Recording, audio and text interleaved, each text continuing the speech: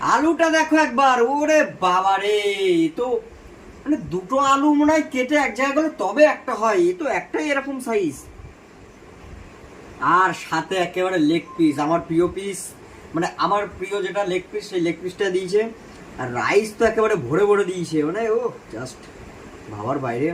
তো তো এই হচ্ছে বিরিয়ানি, হাবড়া, হাবড়া বিরিয়ানি প্যারাডাইসের, মানে হাবড়া 1 নম্বর প্ল্যাটফর্ম থেকে নেমে 1 নম্বর রেলগেটের দিকে যেতে জাস্ট 1 মিনিটের রাস্তা।